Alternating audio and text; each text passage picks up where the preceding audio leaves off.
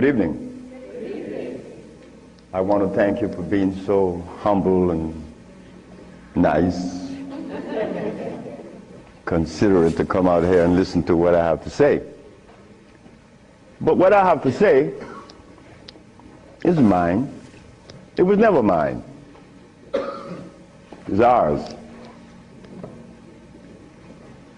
I never believed that I would find myself in front of an audience having to talk about a subject that we all once knew. A subject that is as old as creation. And if you want to see what I'm talking about, we have to just take a look at the zoo. The zookeeper doesn't feed the gorilla the food of the polar bear. Am I right? So how come we eat the food of everybody?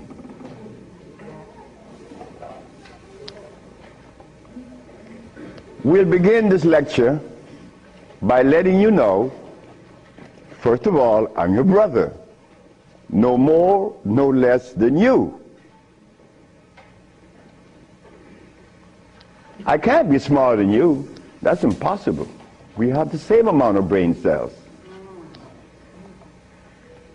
So how was I privileged to be navigated to this information? I don't know. I don't even question myself. I just like to live. As a little boy, I hated school. That is the truth. I didn't go to school. I didn't like school. I didn't like to comb my hair. I didn't like a whole lot of things. I didn't like money. I was 12 years of age. I was Seventh-day Adventist. Corby Brown. We left that afternoon from the church. It was the 13th Sabbath. I said, Kirby, how did you like the lecture? I didn't. I said, why you didn't, Kirby? Because they talk about Solomon. I want money. I said, Kirby, but when you have wisdom, you have everything.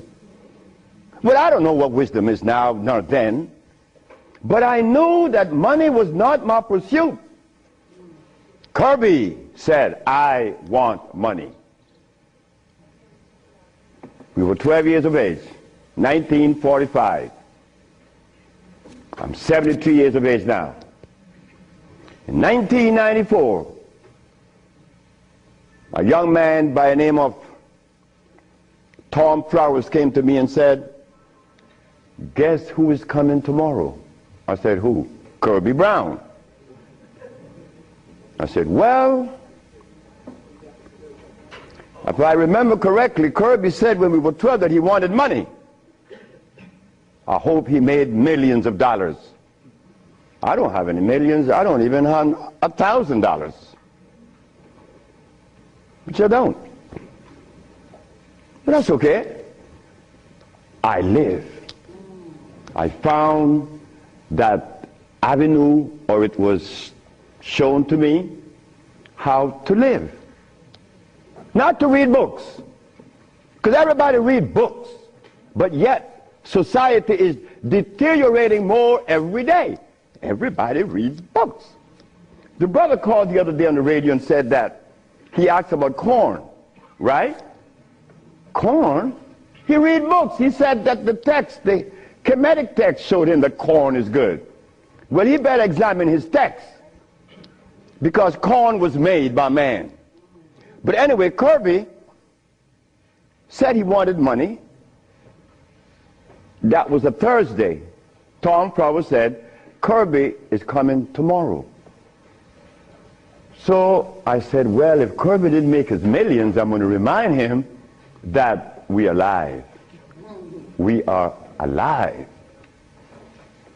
Kirby didn't arrive. Kirby would never arrive. They had to take axe to chop the hotel door down. Kirby died of a heart attack. Kirby weighed 390 pounds. Kirby wanted money. He became a cab driver in New York. I didn't want any money. I didn't want it then nor now. Because it's not important in your life. It was never important in our lives. The Maya shows that. The Maya built pyramids. The Maya lived for millions of years in the jungles of Central America. No money. The Africans? How long did we live in Africa without money? Since creation. Now they tell us we need money to fight AIDS. Brothers and sisters, we are at a deficit, a tremendous deficit, a deficit that if we do not pay attention, I'm glad I did. I'm glad I did, because I remained that obedient boy that just lost his mama 4 days ago.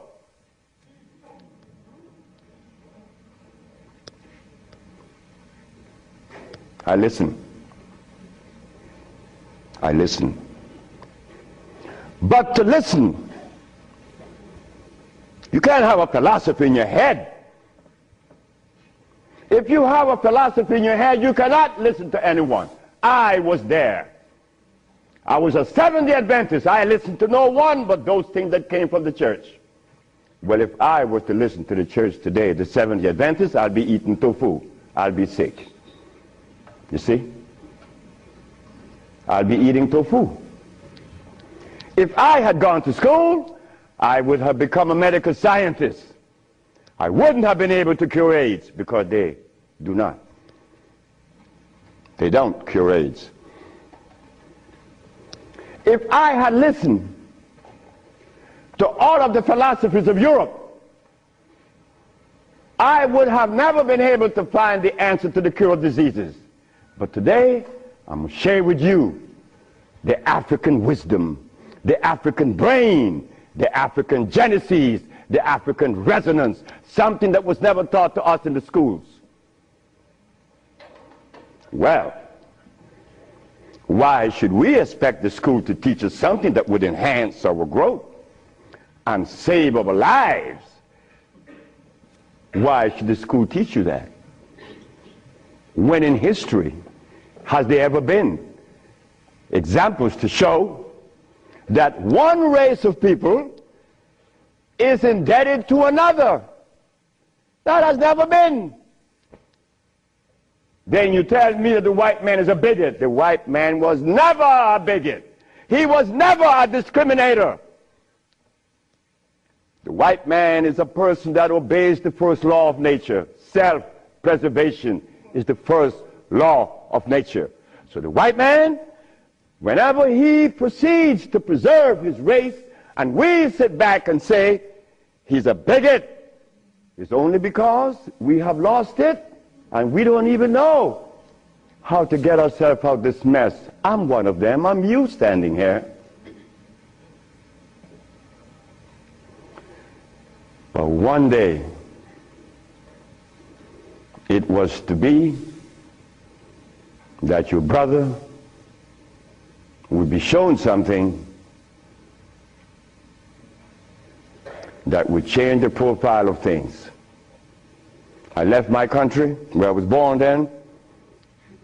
In 1953 to New Orleans, I became a merchant seaman. I was 20 years of age. As a merchant seaman, I became an engineer 5 years later.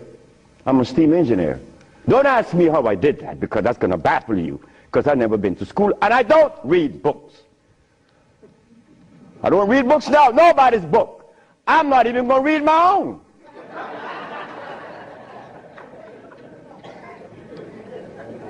Because all the book readers come to me, asking me, how did you cure AIDS?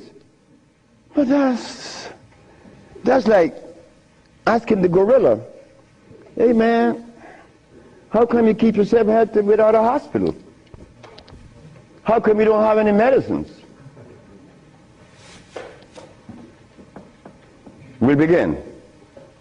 I became a merchant seaman, right quick, to take you through my life. Left Honduras without going to school, became a merchant seaman, became an engineer, worked for the County of Los Angeles as an engineer. While as an engineer, the County of Los Angeles, something is to happen. Something is to change my life completely. First, it was a Mexican. The Mexican said to me, "You're dying."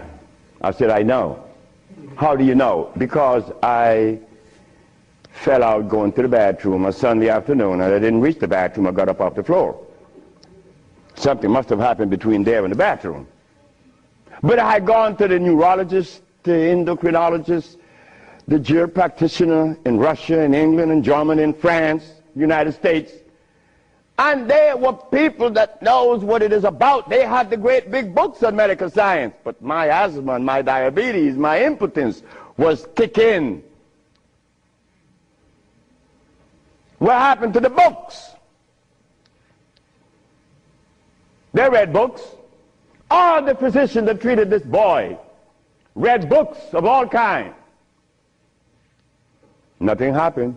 I goes to Mexico, and the Mexican have a goat in his house. Every 5 words it was bad, bad. And I'm looking around. The Mexican said, "The goat bothering you?" I said, "No." "You're dying because you are disobedient." Then he brought the Holy Bible. "Honor thy mother and thy father, that thy days may be long upon the land." That's in the Bible, isn't it? But how could we honor our mother and our fathers when we don't even know what they were about? You don't tell that to an elephant, to honor his mother, because when he's born, he follows his mother and watch what his mother eats. Do you and I know what our mothers ate in Africa? We don't know, yet we dialogue. We dialogue on this level of intelligence because I know Plato, I know Aristotle, I know all about Diogenes, but you don't know what your mama ate. So everything that you talk about means absolutely nothing. So you see where they have us at a deficit? That's why we need each other's. Now, when I became an engineer, the Mexican said, "Stop eating. Don't eat anything." For how long? 3 months. I said, "Are you crazy?" He said, "No, you nuts." You ask me if I'm crazy. You've been eating garbage for 30 years. You've been eating garbage. And I'm going to remove the garbage for 90 days, and you ask me if I'm crazy. What was I eating? Hog maws, chitlin, neck bones, crackling bread, Lawn in New Orleans.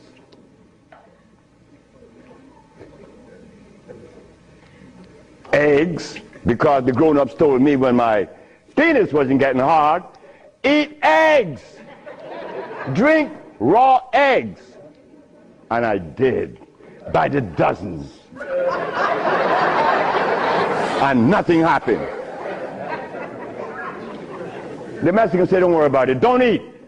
90 days later, I was no longer impotent, no longer diabetic, no longer asthmatic, no longer with glasses on my eyes, and this stomach hair was 42.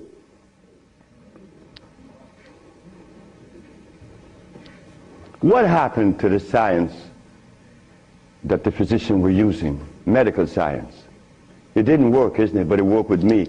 The herbs work with me. This Bible says,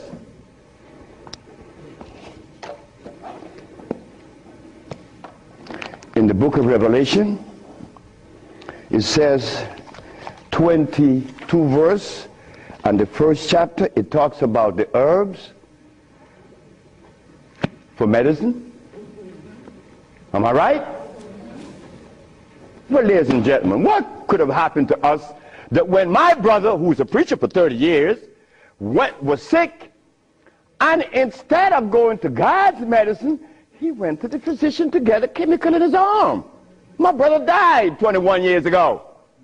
I'm not a preacher. I would never be a preacher. I told that to my mother. She wanted me to be the preacher. I said, no, no, no, no, no, no. That would be the last thing that I would consider. She said, "Why?" I said, "Because I want to live truth. Even if it kills me, I'm going to live truth." And truth is, the Bible says that the herbs are for the healing of the nations. But the preacher, when he gets sick, he go get a chemical. What is the message he's sending to God? Come on, just be truthful. Let us be truthful today. If never again in our life, let us be that today. Why do we go to see the doctor to give us a chemical when the Bible says the herbs are for the healing? Why do we go? Well, you're going to soon find out. That's what affected me then and probably affecting me now to a great degree. More than I would ever realize. Because remember, I want to go to the blackboard.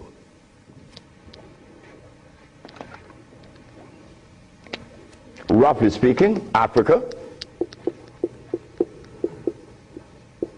Way overhead, we put America.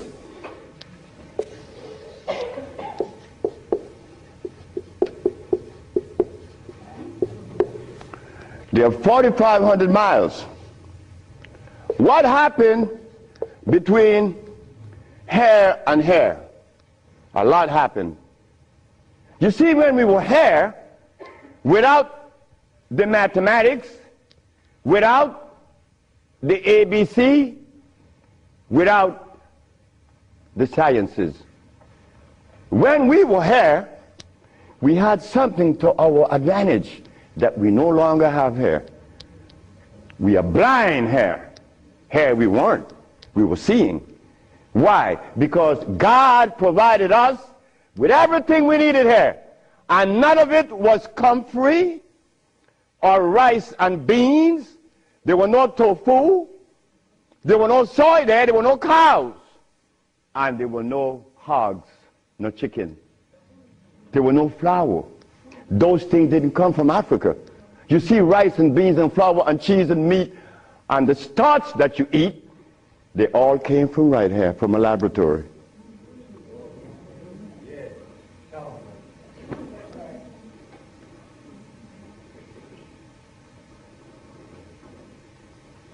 Now, for us to eat, you have to have in your big skull the understanding of biochemistry.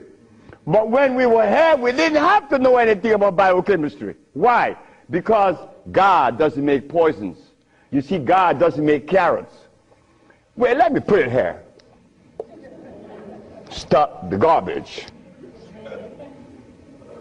Anytime someone tells you that tofu is good for you, that someone that just gave that information to you has one eye open. But he's confident that when he tells you to eat carrots and you drink it, you have both closed. So a one-eyed man is king where everybody's blind. But the one that recommends the tofu is only half seeing. He's blind. He got one eye open only. But he doesn't know it. Example.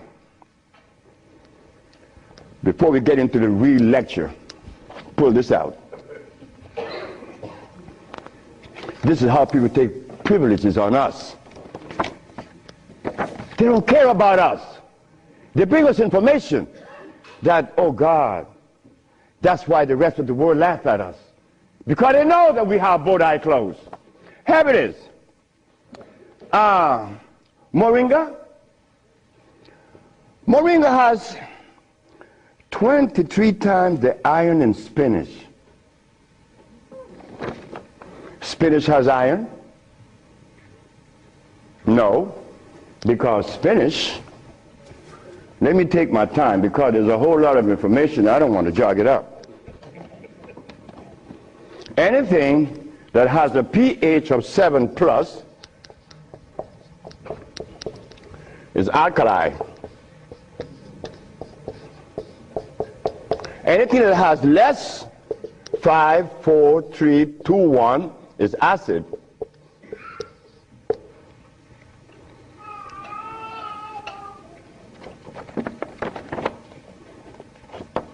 Spinach.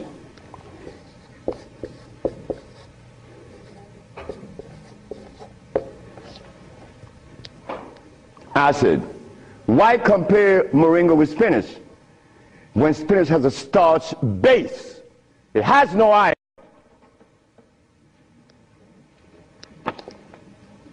7 times the calcium in milk. Milk has calcium. Well, I stopped drinking milk 42 years ago, and I could fall on my knees. You drink milk with moringa, because they said to mix it with milk and some pages hair, you're not going to fall on your knees at 73. You're going to leave your knees down there. 11 times vitamin A that you find in carrots. Carrots has vitamin A. Carrots belongs on the acid side of life.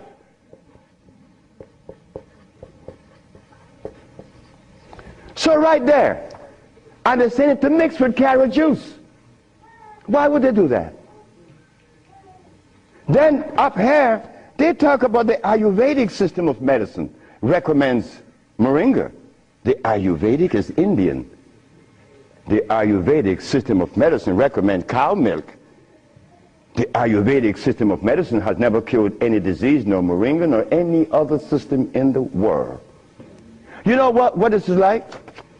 When Steven Seagal tells me to come to his house because he had a headache for 5 years. Well, I knew why the headache was in his head. It was removed in less than 10 minutes. He had the bottle and said, "This bottle is powerful." I said, "Yeah, powerful, huh?" He said, "Yeah, the headache is gone." You know, he's the Dalai Lama, right? He wanted me to go to Kathmandu. Kathmandu? I'm going to go to Kathmandu. To do what? Talk to lamas. Lamas for what? What am I going to talk to lamas for?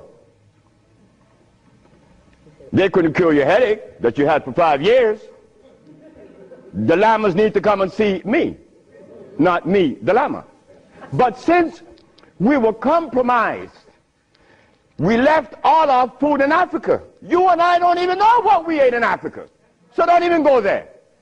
But we have the opportunity because one of your brothers happened not to go to school and look outside of the paradigm of school and found something altogether different. And what did I find? That anything that God made is on the alkali side. Why? The molecular structure is complete. It was made by nature, not man. Anything that God made has no starch. That's another thing. Anything that nature makes has no starch. Anything that man made has to have starch, because starch is a binder. To titrate two unequal chemicals, you have to use a starch. Starch is not a food. Starch is a chemical. And what have we been eating since they took us away from Africa? Starch and blood.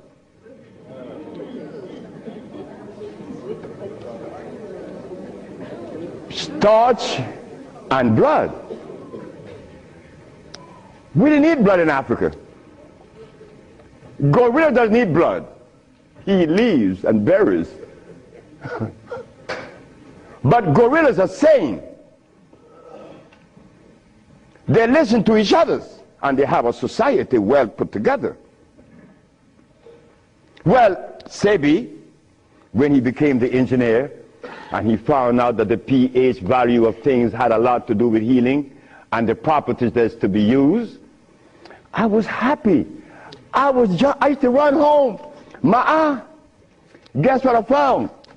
I found that the herb that everybody's talking about is acid, and everybody's using it. What herb is that? Comfrey.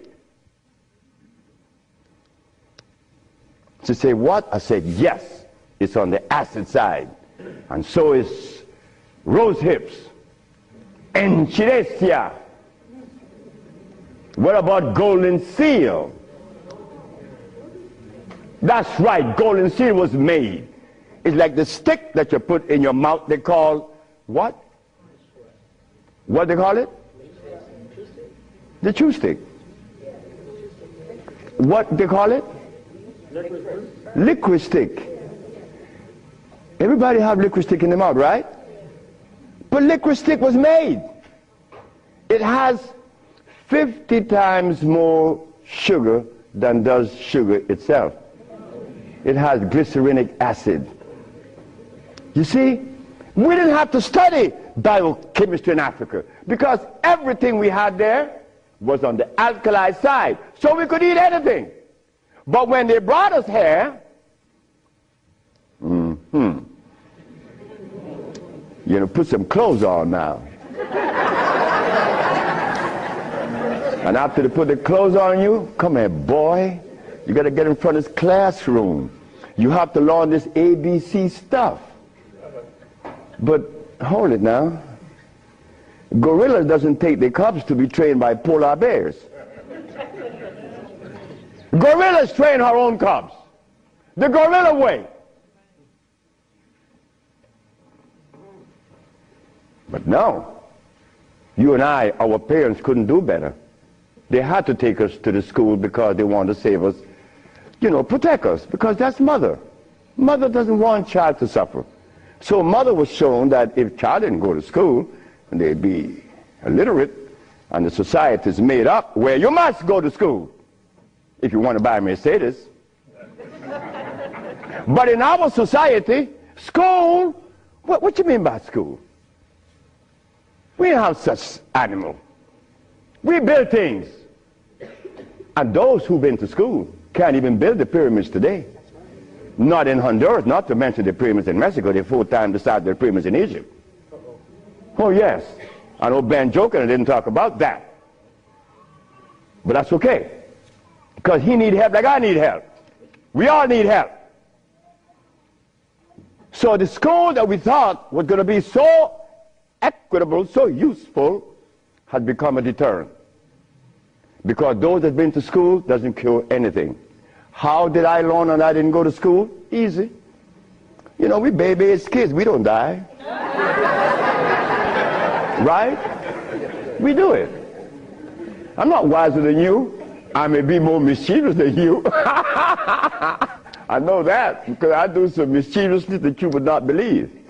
But anyway, as an engineer, I went to work one night and I began to test herbs. And I began to see that all the herbs that you guys are using are acid, every single last one of them, except for burdock, yellow dock. They're natural herbs. And the other one, which is the red clover, that's a natural herb.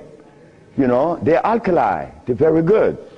So I began by compounding herbs from all over the world.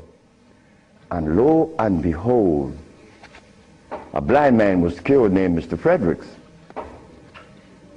Then the Japanese, Fred Takashita's wife, was killed of endometriosis. She had a baby. She was never supposed to have a baby. It's a white lady from Utah. My boss brought his daughter and his brother with ulcers. They were killed.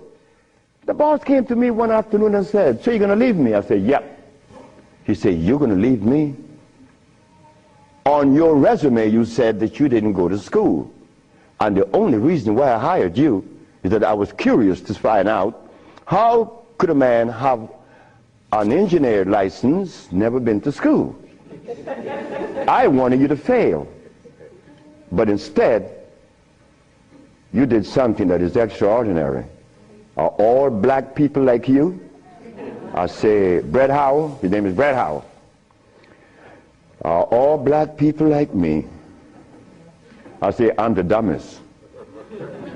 "Yes, they're all like me and more powerful than me." "Well, how come they're not doing what you're doing? You killed the blind man. You killed my daughter's ulcers. Could they do that?" I said, "They could do it better than you, than me. But why aren't they doing it? Because they're afraid of you. I'm not afraid of God. I'm not afraid of the devil. I'm not afraid of anything, especially you. Because I don't live in fear." So I say, "Brett Howell, the black man of America is afraid of you white people because you guys made him afraid of you. And you should not feel good about that. It's not about me hating white people, loving black or hating black. It's about understanding. Nobody's going to help us but us. Nobody in this world, whether white, black, Chinese, or Arab, could help us it's impossible for them to help us. Why? Because they don't know us. They don't have our genetic predisposition. Look, as a Christian, I used to eat pork. Of course I eat pork, and I love it. But as a Muslim, I eat lamb, which is 10 times worse than pork.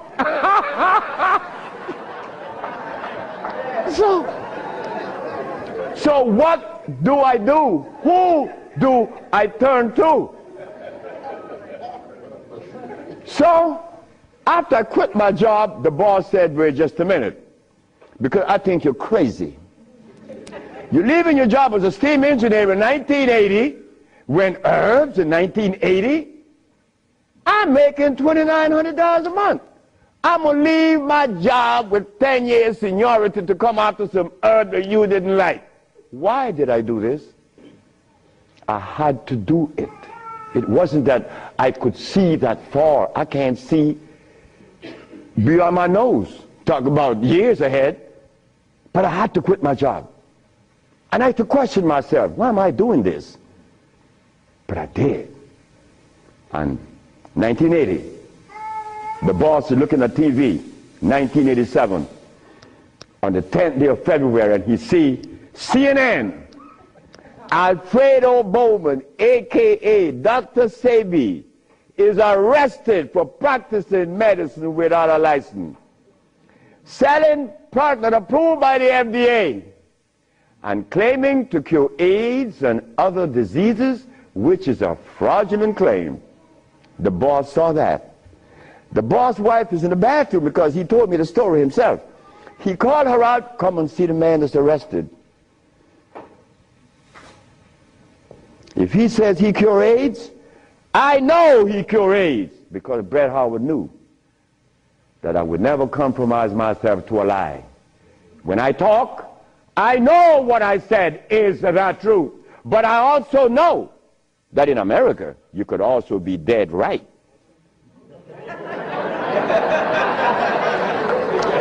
But it doesn't matter. It does not matter. I'm 73 already. They killed me tomorrow, it's all over with. I rather reach 73. My brother, who was a preacher, he only got to 50. But I stuck with you, the black woman. That was my success. You, the black woman. I always kept my eyes on you. Nobody else, not the maid, because I'm one. We don't do nothing. We can't do anything. We need you. Because it is you that held a hand. It is you that breastfed us. My mother breastfed me for only 4 years. But that was sufficient.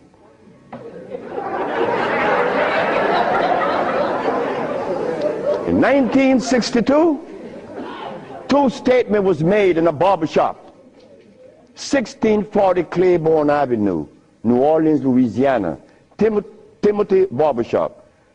Tim Barbershop. Ernest Moriel walked in there when he was a lawyer. And every time Ernest came in the barbershop, we used to jump on Moriel. I mean, we used to kick him around the place. Moriel said, you see you niggas? One day, I'm going to become mayor. And I'm going to remember you, Alfredo. That's me. The big mouth. I'm going to have you in jail. Ernest became the mayor of New Orleans. I was in Los Angeles, and the most hurting thing in my life was when I heard that Moriel had passed with asthma, a disease that I used to suffer with, that I was cured of in Mexico, and that I have addressed so many times. Moriel died. Ernest Moriel. Then another statement was made by me in that same barbershop. I said that I would give the black woman a gift. Brother said, Logan said, Sapphire? I said, yes, Sapphire, your mama.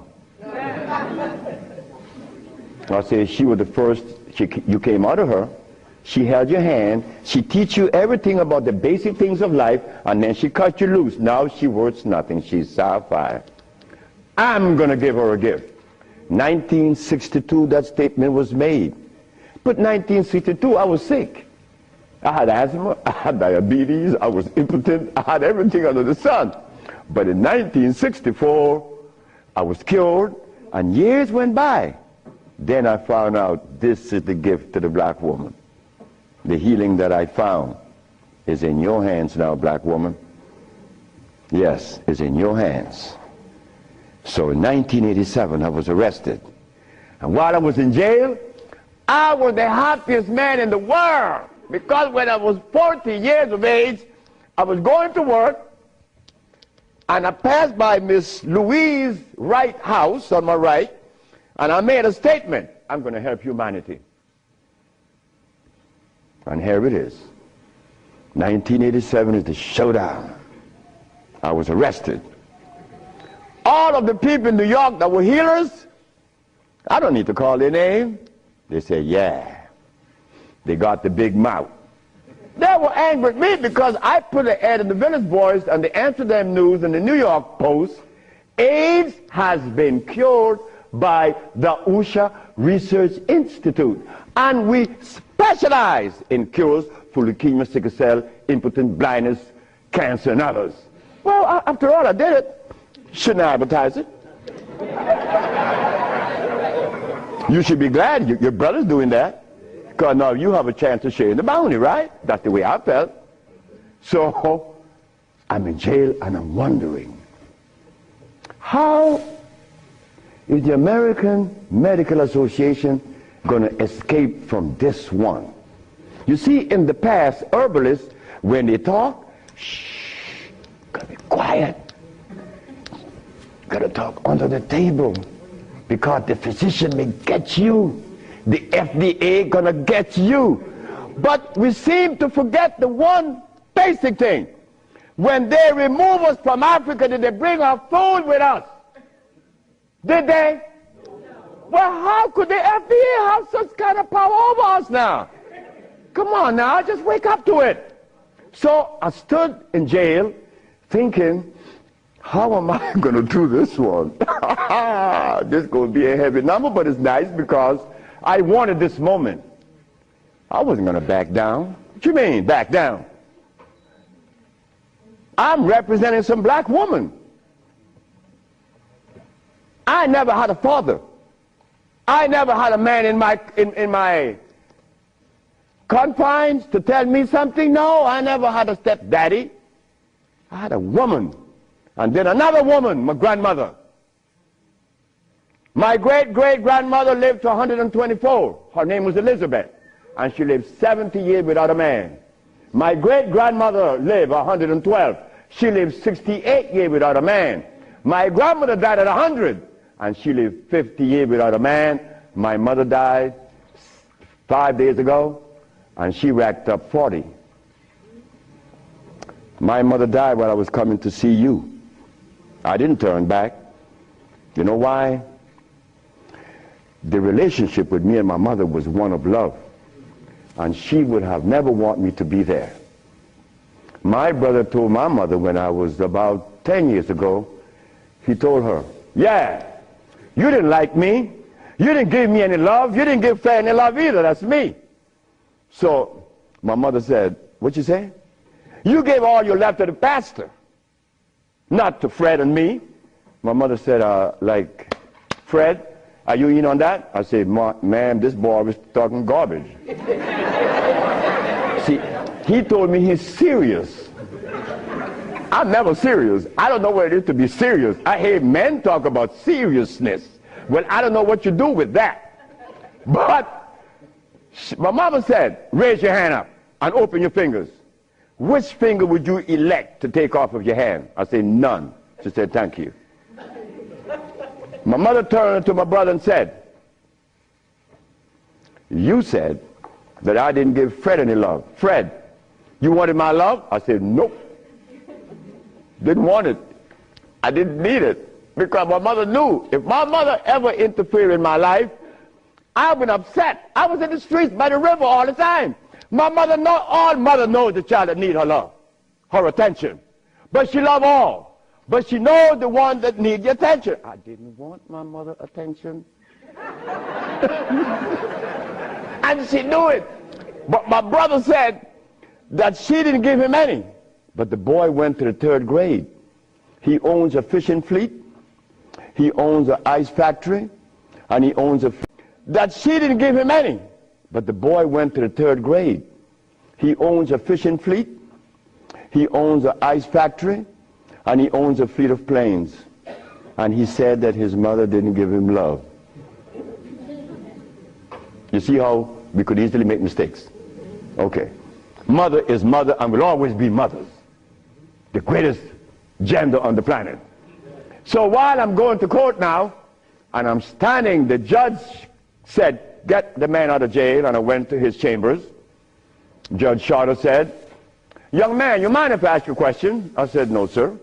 Why did you advertise that you cure AIDS? Well, sir, my mother's alive, Africa exists, and my face, and I would never offend any of the three. That's why I advertise that I cure AIDS.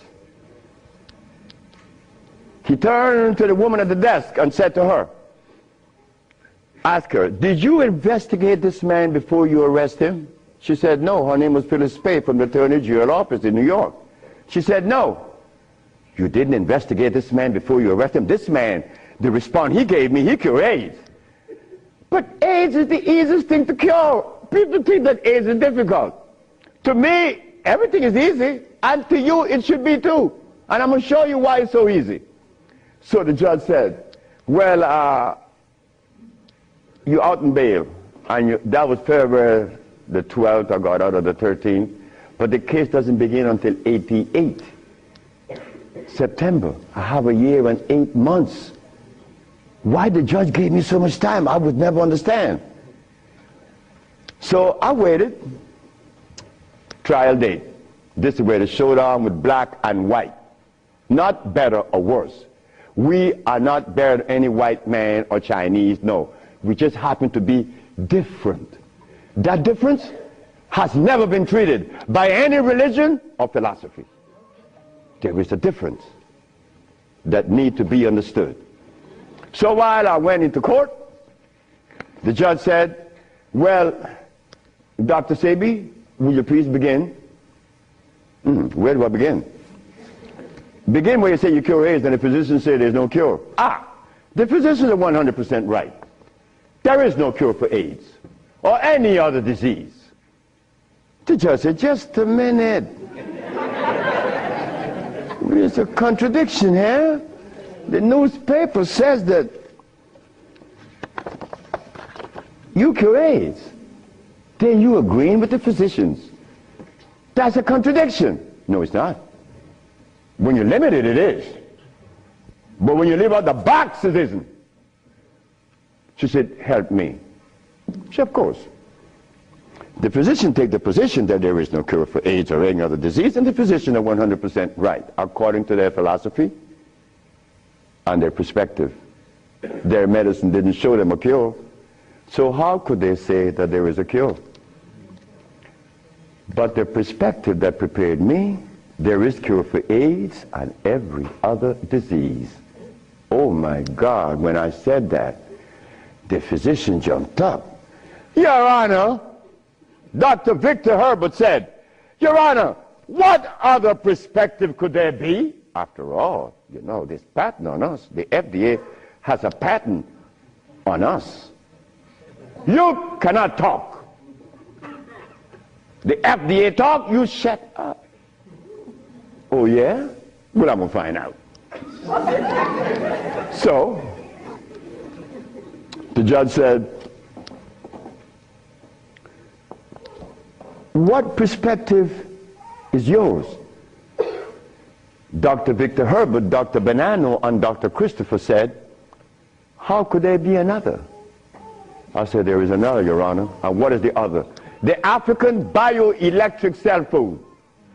I've never heard of such a thing. That's what the physician said.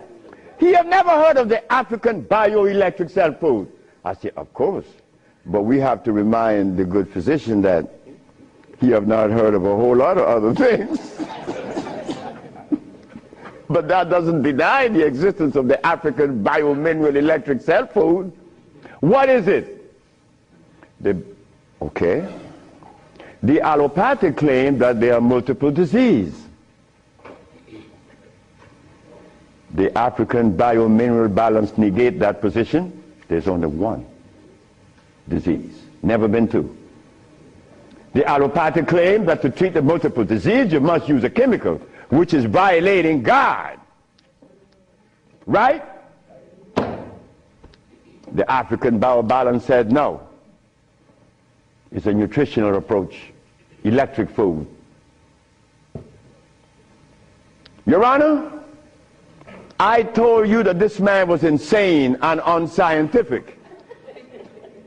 He said there's only one disease, but there's only one. Remember, I'm the boy that didn't go to school. I'm going to break things down to the least common denominator. When I was a steam engineer, I found out that in a machine, thermodynamics I'm talking about, or an automobile, the only thing that could cause this machine to go bad is what? Short circuit, obstruction, overheating. The same thing with the human body. So what did I do? I put compounds together that would cleanse the human body of what? Of mucus. In so doing, AIDS, sickle cell, lupus, herpes, blindness. But it sounds too simple, right? Well, that's not my fault. They have complex things, and then they deal with the complexity. And boy, that's a job. But with us, on our journey from Africa to America, it was easy because the slave master had a ship and brought us over. But getting back to Africa, we get confounded. We can't go back now. We don't know how to go back. We better not even go back. Because when I tried to go back, this is what I did. My first trip with a passport was to Kenya. So I went to Kenya and they said, where your passport? I said, I have no passport. I said, I was taken away 500 years ago. I'm back.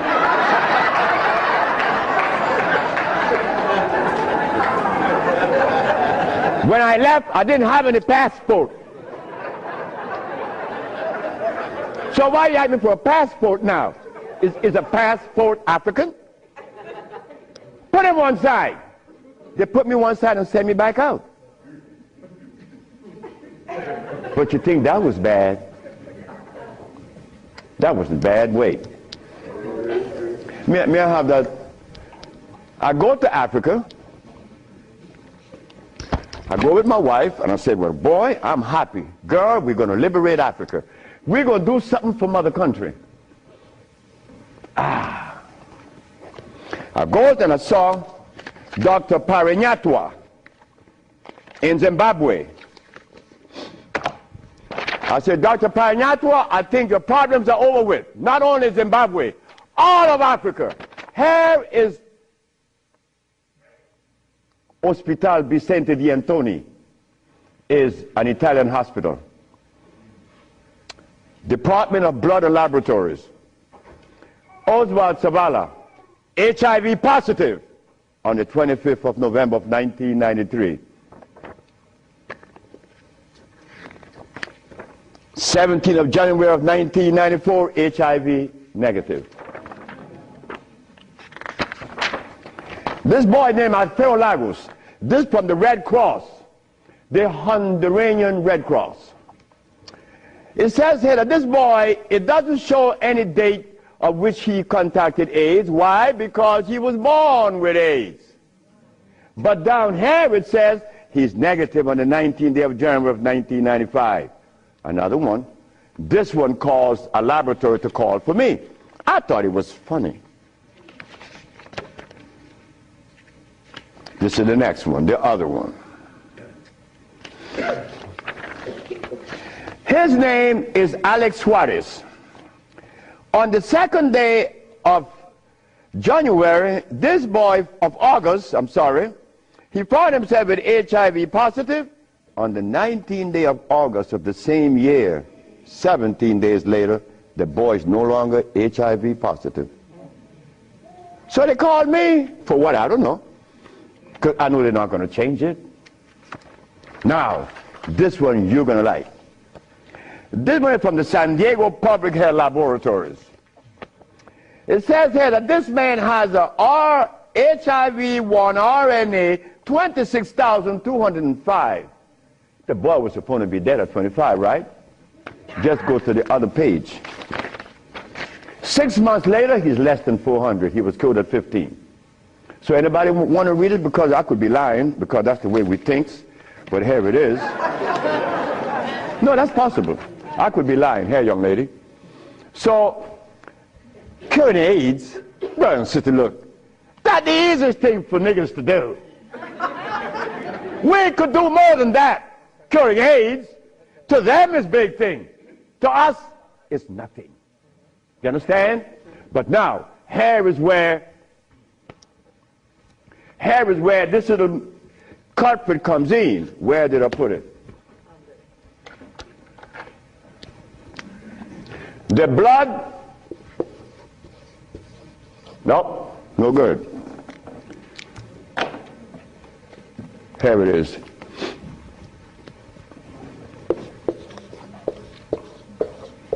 Blood and starch.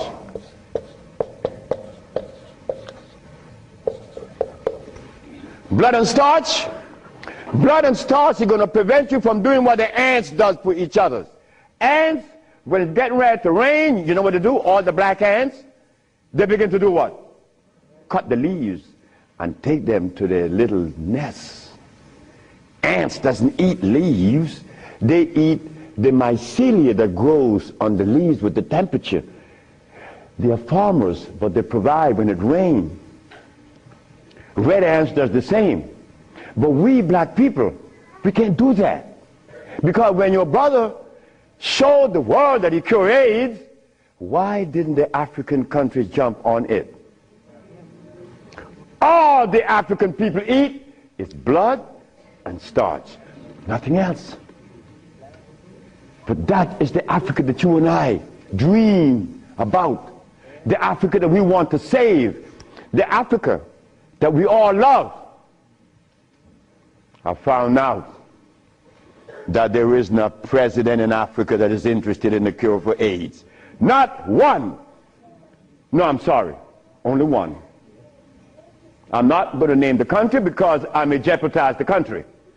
Because the one thing I learned, that when you begin to talk favorable about a country or individual, they're going to soon get him. That is a fact. So I cannot talk about the country that said to Dr. Sebi, Dr. Sebi, whenever you want to return to Africa and begin this new empire, you have 5,000 acres of land and 6 hot springs. I don't need anything else. Hot springs? 5 hot springs with 5,000 acres of land? We could grow food. We could make the best dress. I said, sir, I am not going to come to your country unless I'm able to grow marijuana. He said, marijuana? He said, wait just a minute.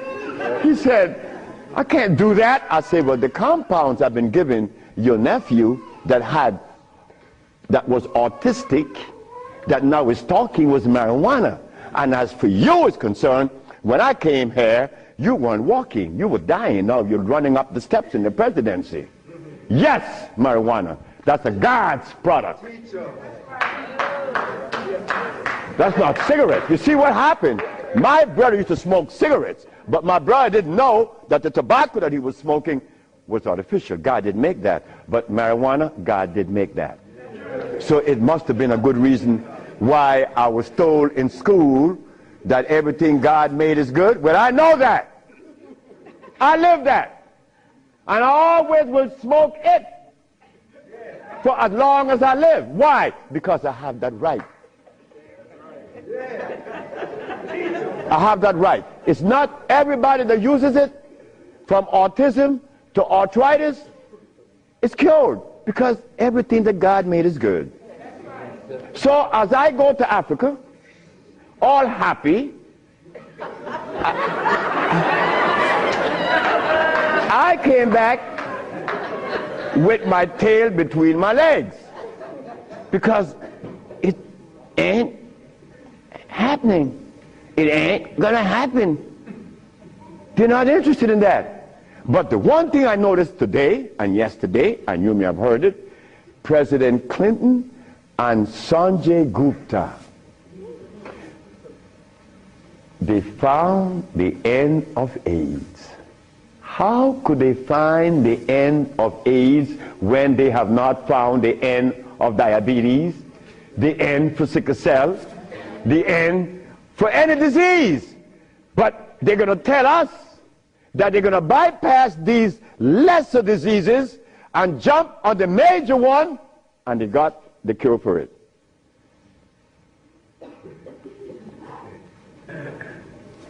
I got documents to substantiate that I cure AIDS, right? So what's up? Still. What's up? Well, I'm going to show you what's up. When I was in Zimbabwe,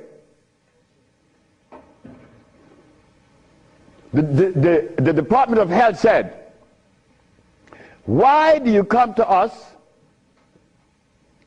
saying that you could help us? And your leaders in America didn't help you. My leaders in America? What do you mean by that? They mentioned Minister Farrakhan. I said, just a minute. I don't follow any man. I follow women. And I don't follow sick people. Because if I follow sick people, then I got to be sicker. I go to Brazil. They say, why don't you, if your leaders didn't help you, why should we? I say, my leaders, again, they brought these leaders in front of me. And they mentioned something like Al Sharpton and Jesse Jackson. I say, oh God. I say, why you all ask me about these people? I never knew of Jesse Jackson or Al Sharpton or Oprah Winfrey promoting something that is equitable and good for the black community. That's never been. What they could do is march. That I know. But why do you ask me about it? I'm asking you, why can't you incorporate this in your repertoire? You said me, I have no leaders. My leader is my mama. The biggest testicles that anybody I've ever seen, they was on my mama. So don't ask me about leaders. I don't follow leaders. I never was part of that thinking. I don't need anyone to lead me someplace. So now I'm asking you, what do we do now? I cure AIDS. Are you going to call Oprah?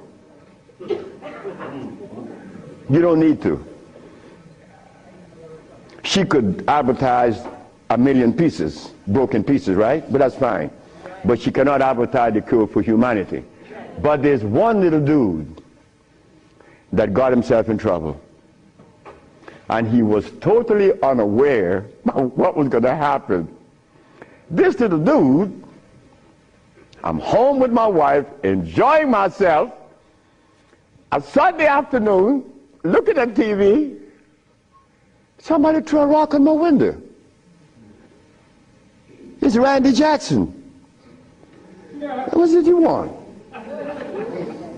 My brother want to see you. Your brother? Michael? Okay. I went. Well, he's sick as hell. Well, I treated him, and he got cured. He saw it, and he was encouraged to take me to the Rayburn building on Capitol Hill. Oh my God. This is going to really confound you. Michael Jackson took me to the Rayburn building on Capitol Hill on the 31st day of March? April. No, of March. March. It was March. 31st day of March of 2004. I said, why are you taking me there? Because you cure AIDS. I said, but what makes you think that they are interested in that? What makes you think that the world is interested? I don't care if it's any country in the world, they are not interested. Especially Africa. They were never interested. AIDS isn't killing Africa.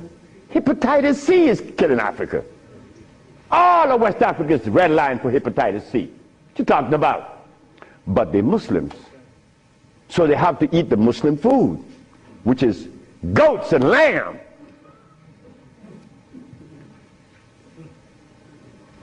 Go tell them that the Arabs play food, which is goats and lamb.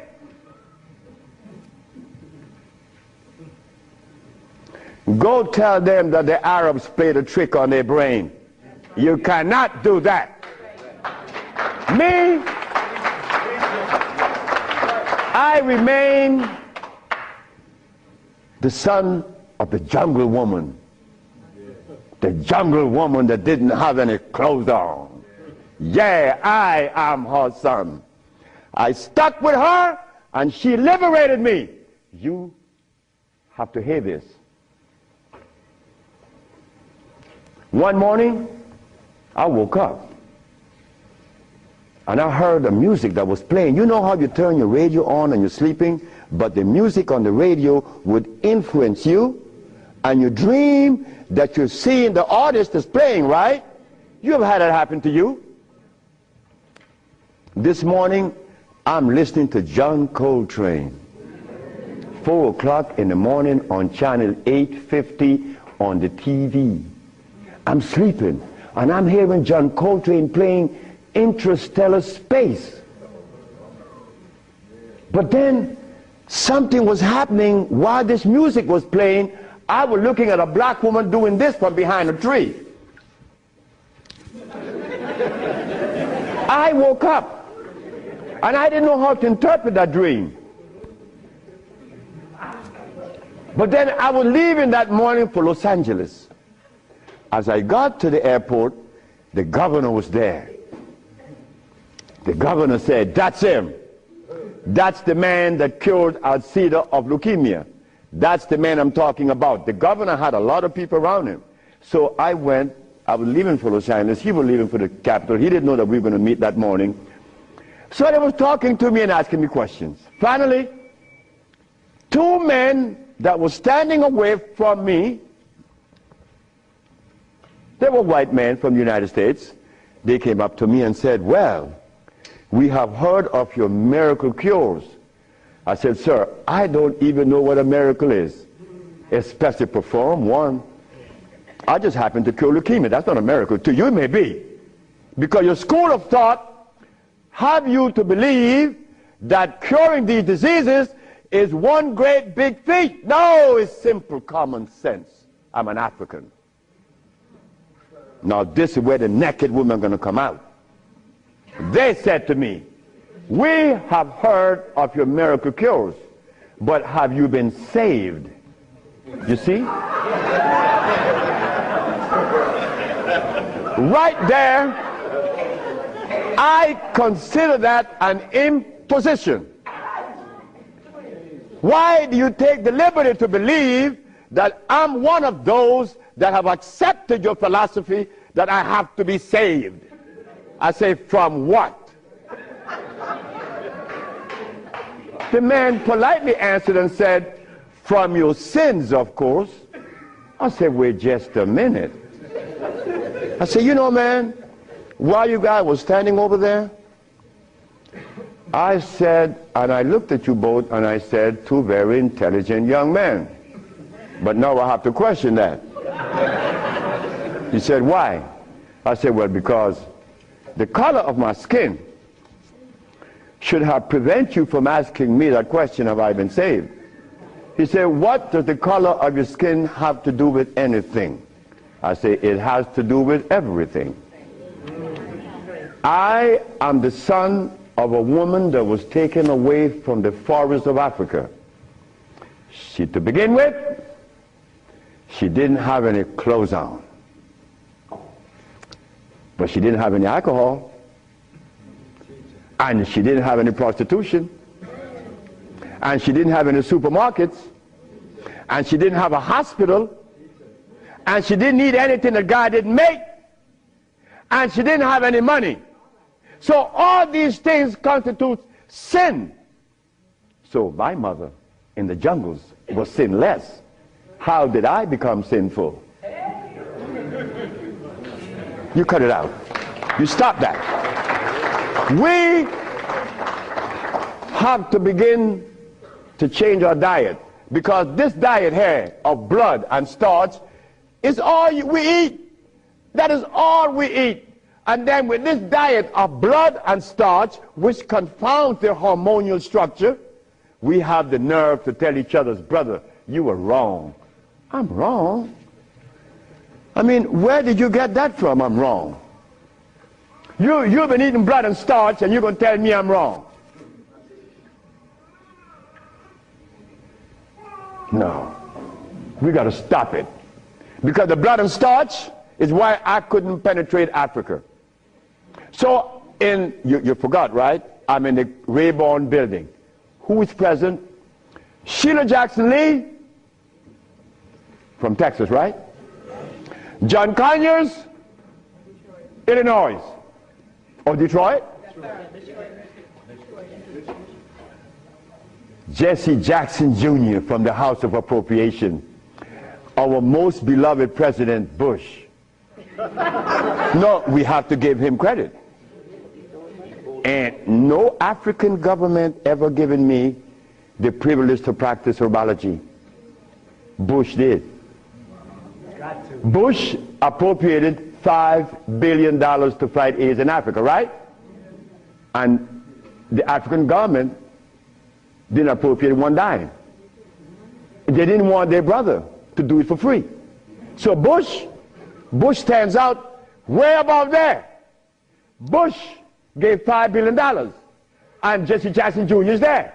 So when I go to the podium and I say, fellas, y'all don't have to look for the cure of AIDS anymore. Here it is. Jesse Jackson Jr. did this.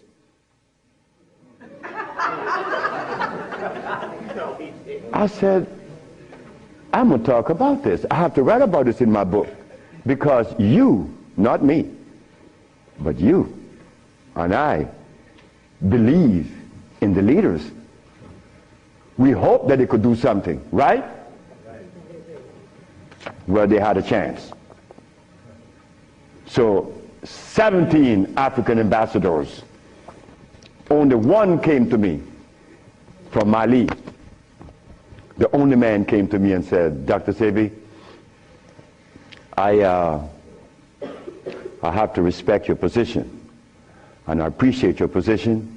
You have proven that you cure AIDS, and I would like for you to go to Mali. But that's not the country I was talking about previously. He just presented himself that day. But Jesse Jackson Jr. didn't tell you that I cure AIDS, right? He didn't tell his daddy either, isn't it? And Miss Sheila Jackson Lee didn't talk about it, right? And so did John Conyers. So who gives a damn?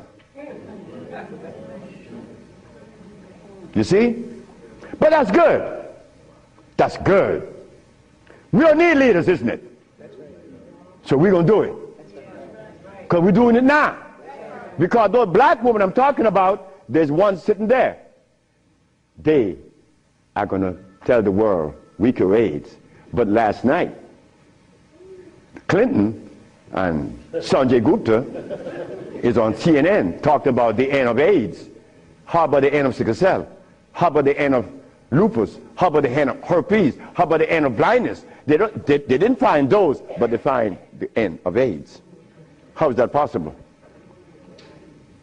Are we going to buy that too? Are we going to let them continue to say that there is no cure for AIDS when your brother is curing it? So we are guilty. We are the one that's guilty, not the leaders, because they're sick. All the leaders are sick. You can look at them and tell they're sick. So we have to forget about the leaders, right? So which animal in the forest follows a male? None, right? They all follow females. So how did we begin to follow males? I mean, that was the most, look, the one thing I wanted in my life was a woman laying by me as my significant other or my wife, that she didn't have a God or a devil in her brain. That woman is sitting there. Because I could not have a woman laying by me and she worshiping something else. I mean nothing to her. No, you worship you. That's who you worship. That's who we worship in the forest. And we were doing quite well because none of us, her children, could talk about how long did our parents live in the forest of Africa. You don't know. For millions of years since creation. Did we have money? We live a perpetual vacation. Never got to wear this stupid suit on. When I didn't have to wear any clothes. But now just to live, I have to have a $15,000 suit on, a $5,000 shoes. I have to have all kind of stuff on me. And then I qualify. I qualify. Do you have a master's degree? Man, I didn't go to school. Oh, put him aside.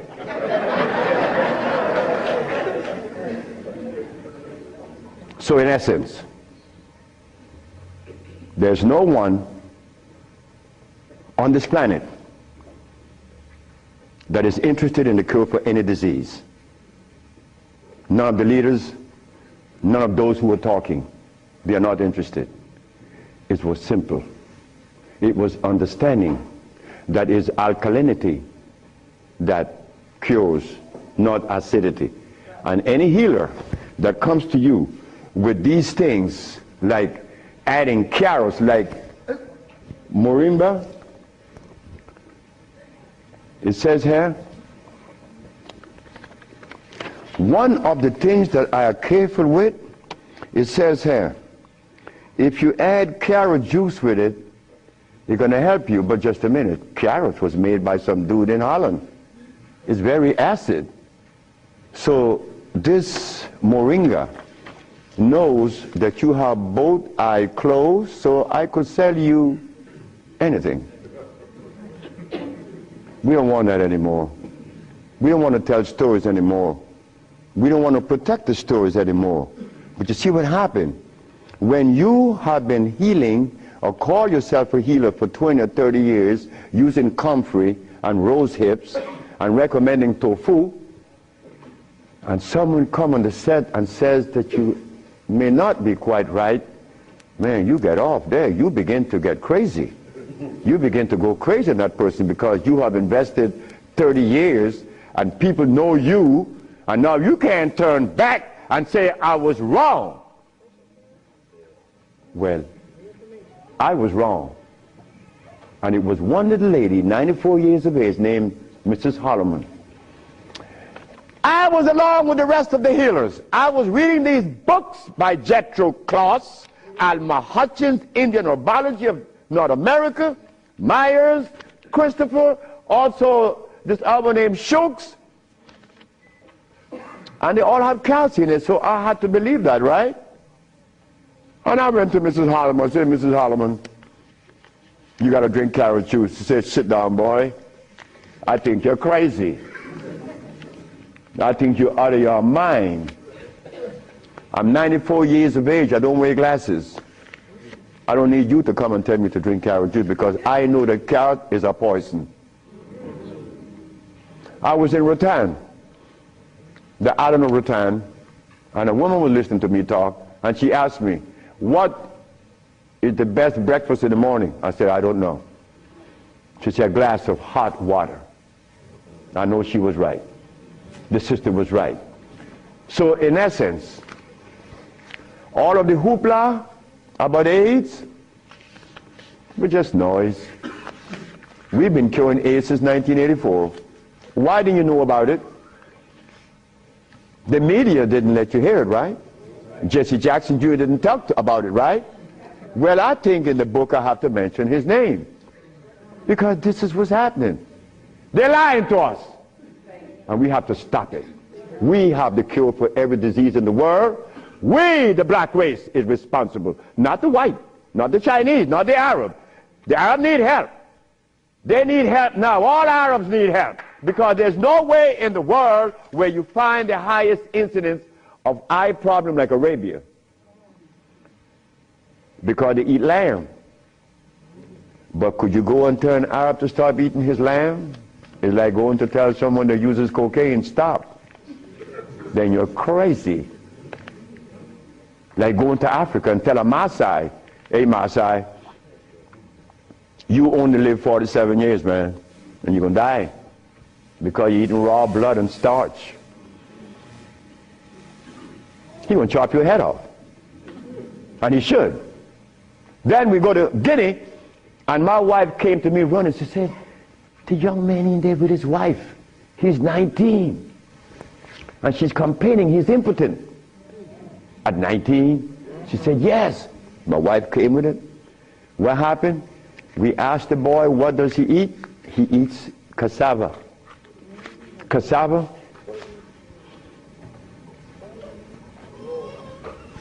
We say raw?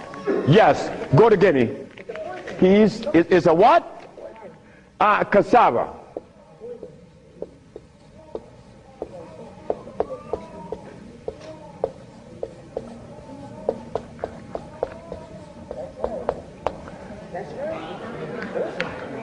I want you to go to any African country and tell them, no, just ask them, please, why do you eat cassava? Oh, this is African. This is from history. Hey, African, I know you've been bamboozled too, because cassava is not a product of nature, nor of Africa. Cassava is a starch that needs the aid of a man to grow it. Cassava cannot grow by itself, and it has cyanide. But the cyanide has already affected the brain. He cannot think for himself. It's like talking to a Haitian or a Brazilian. In fact, the only country that I have ever visited that have people dark like me, but nobody in Brazil is black. Brazil.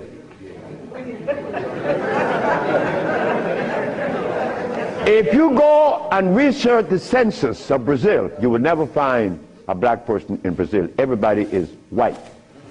That is how much they have offended us, that we hate the very image that God made. Something is wrong. Something got to be wrong. Me,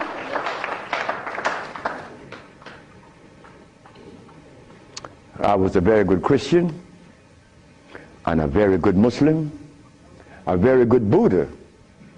And I wanted to join the, well, I don't want to mention it, but anyway, I was a good everything. But what I found, that they were feeding me the wrong food, and I had to deny all of them because they feed us garbage.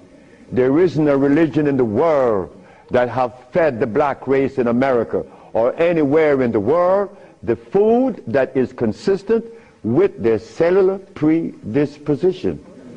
So if you, my religion, is feeding me the wrong food, then what is the message you are sending? It's like putting gasoline in a diesel car. You would not get to South Philly. No, you're not. It's not going to run right. But we eating starch and blood, and we want a dialogue. Dialogue based on what? I mean, come on now. We are the remnants of what world? Let us try to bring it back. We can't challenge each other's. The only thing we have to offer each other's now is love. But to get to that point, a sister told me the other day, because I made a statement in the church, a brave woman stood up and asked me, Dr. Sebi, what have you learned from the entity that you are forwarding to us now? What have you learned from it? I learned to kiss everybody's butt. And I meant that. It came out that way in the church. Well, I had to give it that way, because that is the way it came to my brain. I kiss everybody's butt. It's easy. You see, it makes it easy. When you start kicking it, somebody's going to do something to you. And when you start kissing it, they reward you.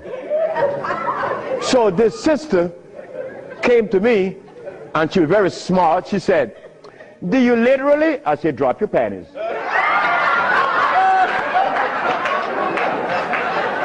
Well, I came out of a woman's vagina, I could kiss her rear end. That's easy, isn't it? Is it easy?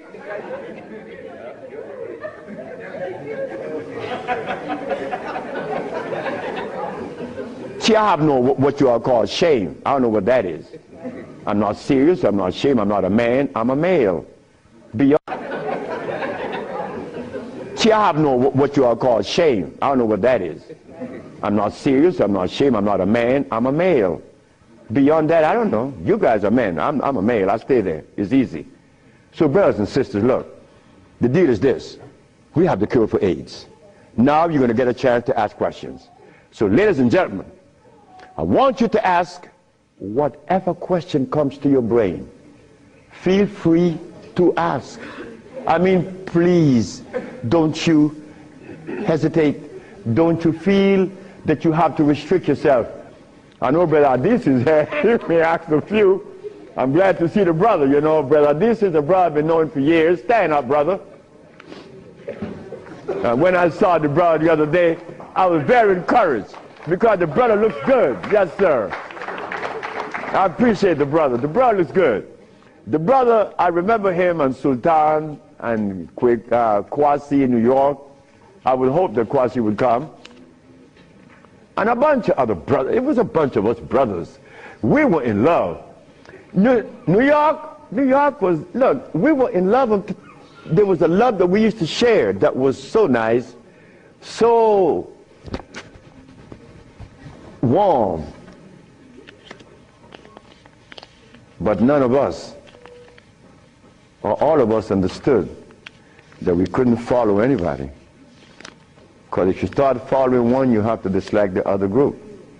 But I'm a black man, I have to love everybody. I have to love Muslims, I have to love Buddhists, I have to love Christians. So if I have to love everybody, then I'm going to make it easy. I ain't joining nobody. Because I have to love everybody anyway. So it makes it easy. So now we go to the question. The sister and then you, another, yes. Good afternoon. Is it necessary to circumcise the male child? Again, sit down. The sister asked, is it necessary to circumcise the boy, the male child? Well, who started that? European. Who? My last little girl was born. I said, you're not, I told her mother, if this child is born and I'm not here, you will not cut the navel string. Okay? You understand? Listen to me now, Fanny. You will not cut this baby navel string. Okay. And I'm going to tell you how to do it. When the baby's born, you put the baby on your chest and let the baby suck your breast. The placenta is going to come right out. You put the placenta in a bowl and put some flowers on it. Keep the navel string attached to the baby until the placenta. 4 days later, it falls off the baby. You throw away everything. No cutting, no stress. No, it isn't necessary to circumcise, because I was never circumcised. It was you. Next. I was intrigued by you before and was very successful with it. But I'm a backslider and I want to know, what is the cure for AIDS so I can get back on track? She said that I treated her before and that she was cured, but something happened. I don't know. She wanted to get back on track. And the next question about how do I cure AIDS? Well, I have a daughter now that's 21, and she's the key to beautiful things. She's the daughter of this woman. Her mother hated me, and with all rights. The woman was right. Oh God, she was right. I had 2 wives in the same house, and this woman is in love with me. Oh God, this nigga is crazy. He's a Solomon. Nigga, look, you are a jive, MF. Her mother cursed me out. She cursed me out, and I'm standing looking at Miss Margaret, and I could see the hurt in her eyes. Because this woman is in love with this man that already have 2 wives in the same house. Boy, what do I do? And I find myself in this triangle here and don't know how I got in it. But years went by. No, she got a baby, she got pregnant, they kick her out of the house. But that's okay. She had the baby, little girl, Zave. Zave grew up. Zave was 19. She cured her mother, her grandmother, of diabetes. The little girl that this woman didn't want to come into the world grew up to cure her of diabetes. Last month I got a notice from the mother that Zave just cured a woman in New York of AIDS. How do we cure AIDS? It's simple. We put the compounds together to address the mucous membrane, to cleanse the mucous membrane, to cleanse the bowels. Simultaneously, we went to the forest and found the herbs such as the, over here on the alkali side,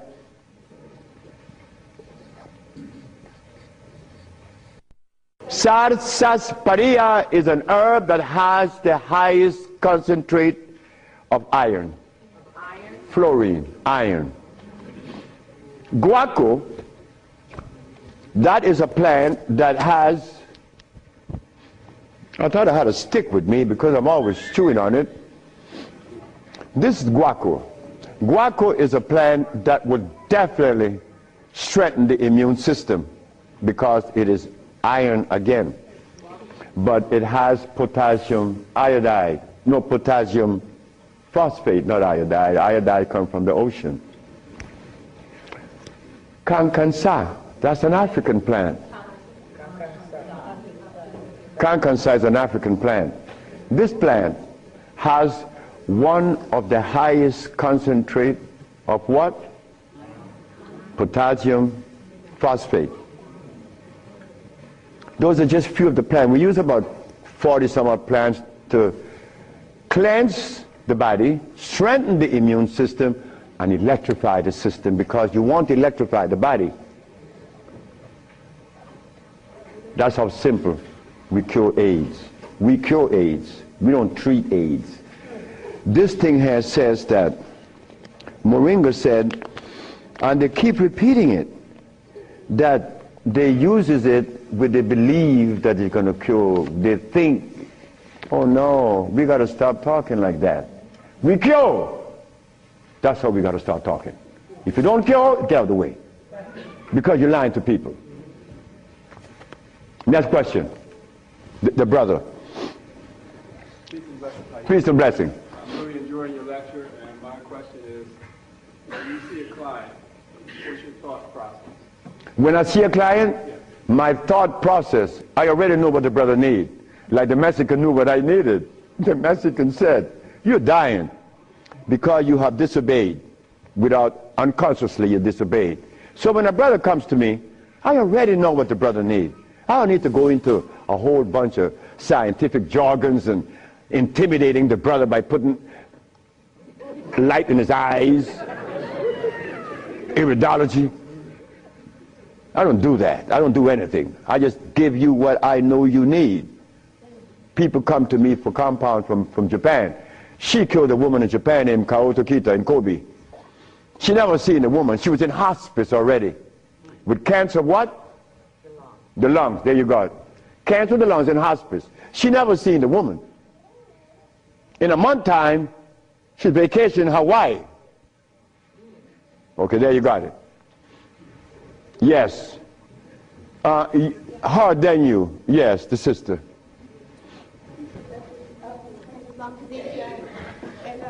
I have a sister who she was diagnosed with Alzheimer's, and she's been in my care for 2 years.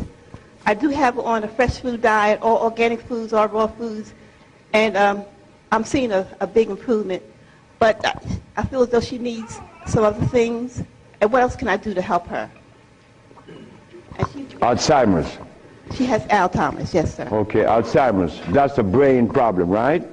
Remember what I said? There's only one disease? Okay. When you have mucus in the nasal passage, it is sinusitis. When you have mucus in the bronchial tubes, it's bronchitis. When you have mucus in the lungs, it's pneumonia. But now you have mucus where? For you to have Alzheimer's, where is the mucus? So we have to remove the mucus from out of the system, especially the brain, but then we have to feed the brain. That's where biochemistry comes into play. the brain. Like if the sister was suffering with rickets, that's bones, right? So we have to address calcium. If she had leukemia, it would be blood, that's iron. But now she has Alzheimer's. She has mucus in the brain, which prevents the brain from receiving what? Oxygen. Now, what is the brain composed of? Copper and carbon. That is what produces electricity. Copper and carbon. It's simple. Copper and carbon produces electricity. You go to an electrical plant, and all you're going to see is a big wheel turning, and it's copper. But against the wheel are these carbon brushes, and the friction of the carbon and the copper produces the resonance they call electricity. Electricity is not fire, it is vibration. But when you short circuit it, it's become fire. So yes, we do have, but she must go to Honduras. What is her age approximately? What? Oh, she's young. She's young. She's very young. She could go to Honduras, and it would be fast. Why Honduras? Like sister went to Honduras with her husband, Linda, Richie, and her husband. She will see the improvement in days. Like the woman went down with a goiter. Like the brother went down there with his stiff leg, and in 3 days he was running up the hill. And he could not believe it. Like, this is where a name comes to mind. And I want you all to remember this, because this is a woman that we all love and we all respect. A brother was taken to Honduras, to the village. You see, the thermal waters in the village has a pH of 8.9. One of the highest attainable pH in waters is found in Honduras and in Africa. Thermal waters, that is. The little boy named Shelby, he has AIDS. He has Kaposi sarcoma. All the black spots on his body. The boy went to the thermal bath 1 day, 2 days, 3 days, 4 days. The boy came out of the bathroom screaming. The black spots were gone. His mother and my wife Ma'a were very close friends. Ma'a told Malakia, take Shelby to Honduras. On the 4th day, he's doing good. How long is Shelby going to stay there? 1 month. I said, 1 month, he's cured. On the 4th day, the sore disappeared, right? On the 10th day, he tell his mama, I want my passport. She said, for what? I want to go back to Los Angeles. Dr. Sebi says that you have to stay here a month. He said, bitch, did you hear me? That is what we, mothers and fathers, get from our children today because of those hamburgers. It wasn't Shelby's fault. It wasn't that child's fault. That child went back to Los Angeles and began to use crack and died about 2 months later.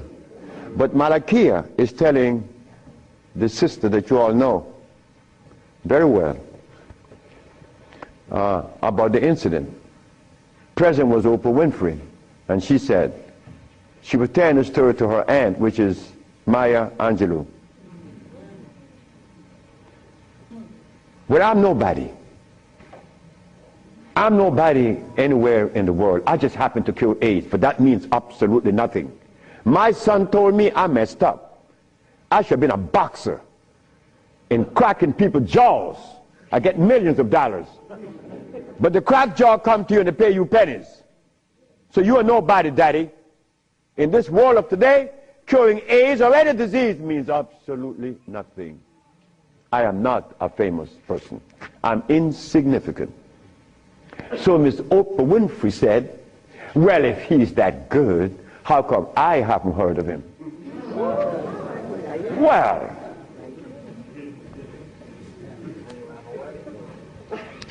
I'm not famous. Oprah Oprah. It's white. Oh.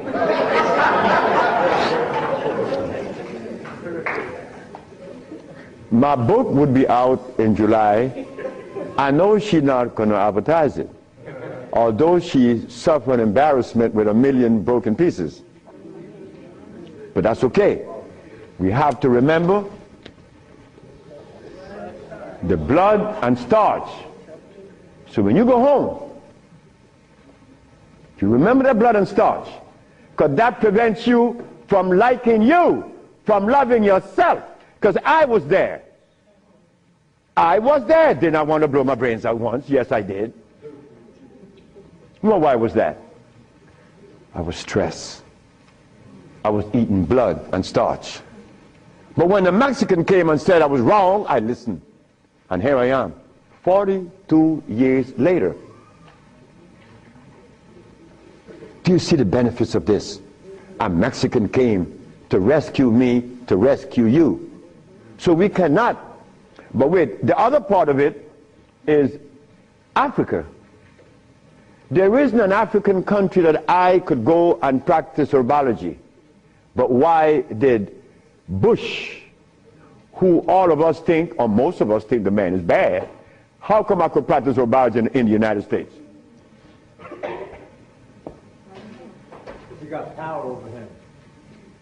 That's why. I don't have any power. No, I don't. Because I don't even know what power is. I just know what's mine. That's all. I know what's mine and what's yours, what's ours. So what's ours, when the Supreme Court said, the FDA said, you are not supposed to sell these products. Exhibit A. The FDA said, what? That I'm not supposed to sell my products? Well, maybe the FDA knows the food that is consistent with the African cellular predisposition. Because when they removed us from Africa, they didn't bring food with us. Maybe the FDA knows about these foods. Could you tell us, please, Mr. FDA? But when the FDA talks, we get scared. Scared of what? They're not God. You understand me? No, I don't have any power over nobody. I don't want that. If you know what I like to do, you will know I don't want any power. the brother in the back. Hepatitis C. Yes, sir. Mr. Charles Fisher. Who is Charles Fisher? He was the manager for LL Cool J. That was my second case of hepatitis C. Yes. What is hepatitis C? The liver has been stressed. Right. Beyond. Hepatitis C is nothing. Maria Elena from San Pedro had cancer of the liver. Her mother and her aunt bought the black dress to bury her. The doctor sent her home to die. Maria Elena's sister saw a newspaper with me in it. She said, hey, there's a nigger down there in Jutiapa that got a big mouth that says he could do a bunch of stuff. And she came. 2 years have gone by. Maria Elena is healthier than her sister. Yes. What is hepatitis C? It's when the liver has got so toxic and loaded with what? With poison. Blood and starch. So we clean it, clean the body. Because you have to clean the intestines. You have to clean the liver. You have to clean the blood. Because all of these have been affected. Yes, brother, we have cured many of hepatitis C. So what herbs would you use, doctor? It's not an herb. It's a therapy. Therapy? It's a therapy that we have. Okay. I was so encouraged to, what's that, interferon. Interferon? Yeah, I was encouraged to be... Brother, interferon is something that's been on the set for 25 years, and I have been curing AIDS and sickle cell and lupus, herpes, blindness, and paralysis. Interferon doesn't do that. Interferon is a chemical that is derived from the penis of a brother. You know that, right? You know it. Yeah. That's not even right. Come on, the Bible says The Bible said the herbs are for the healing of the nation. The Bible didn't say anything about chemicals. Right? Okay. So now, we could tell the world, yes, we object. Oh, one more thing. One more thing that's very important. Many of you have insurance companies, right? Insurances. And on that sheet, it says that they do not honor anyone that is not accredited physicians. Meaning that you are compelled to go to see a physician to give you his chemicals. But now, they are telling you that they are God. And that you have no other recourse. But let me tell you something. Yes, they have to honor us. Because we have the only compound in the world that is consistent with our cellular predisposition. Nobody else. Can you give us some foods that are alkaline? Food that are alkaline. We could begin with mushrooms. We could begin with mushrooms, quinoa, quinoa,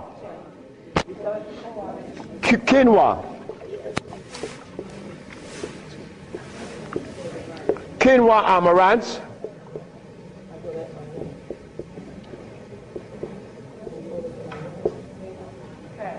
mushrooms,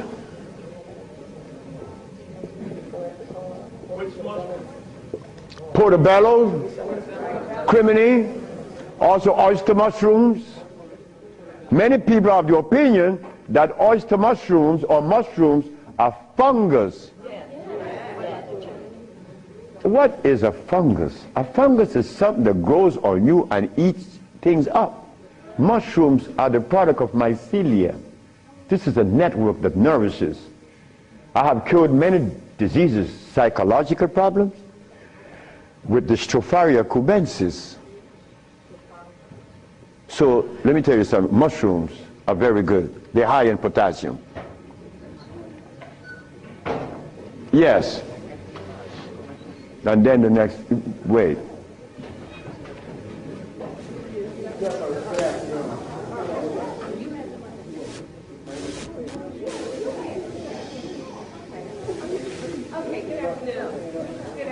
Good afternoon, ma'am. I know the blood and the starches, two of the things you said that we should get rid of. I'm working really hard. I've gotten rid of the blood. I'm having a hard time with the starch. I just needed an idea of some things too. To substitute. Yeah, substitute. Well, and one more question, water. I do the distill, but I hear a lot about, you know, drink spring, drink distill, which I do the distill a lot. Okay. About the starches, you could eat quinoa or amaranth. And also spelt. You could buy the spelt pasta. Spelt. You could buy spelt. I eat a lot of spelt. And you know something? I learned something lately, like I'm learning something every day. Because I don't know everything. I don't want to know everything. And it's impossible for me to know everything. But I learned this. That when you combine spelt flour, quinoa, and amaranth together, just the pure powder, the flour, and you want to bake something, if you just add the almond milk and the sea salt and the other ingredients, such as you could add a little bit of what? Agave is good. That's very good. But now, if you want this flour to rise up and be fluffy, who said sea moss? You did. You cook the sea moss to a jelly. And you take about 2 tablespoons and you put that cooked sea moss in the batter along with the almond milk and the rest of the ingredient, and that stuff becomes fluffy. I said, this is a natural yeast. And someone hit me to that, which was Gary, right? Gary Ricketts worked with me for many years, and he still works with me. And he put that together. He made a waffle. Oh my God! I used to go to Gary's house in the morning just to eat his waffle. But his waffle was sweet because he used to put the maple syrup in it in the batter, and then he make the waffle. You didn't have to put any maple syrup on it after that. It was delicious. And in the morning, okay, just let me go quick through all. Peace, Dr. Sebi. I wanted to know if you accepted practicums, internships. What's that? Internships, like practicums, to come and learn. Well, I came from Honduras, You come from Honduras? No, I want to practice. I want to know if I could have an internship. Oh, if you want to... I know you say black woman is key. So Oh, as a student? Yes. Well, that is what we're working on now, because the woman took over the whole thing, my daughters and the woman that associated with them. And they would like many more sisters to join in, because I'm out of here. I want to go sit down by the river and smoke my dope. Well, can I get your information? What's that? Can I get your information? So wait, the sisters, give her your number, because she's the one that's in charge of that, and I'm quite sure that she's going to consider you. Okay. Wait, the brother is deciding. Hi. Thank you for coming. Yes. My name is Justine, and what I want to know is, how do you get rid of fear? How to get rid of fear? Yes, fear. Ha ha! There ain't a nigga in the world as scared as me. And you want me to tell you how to get rid of fear. But you know something about fear? Fear.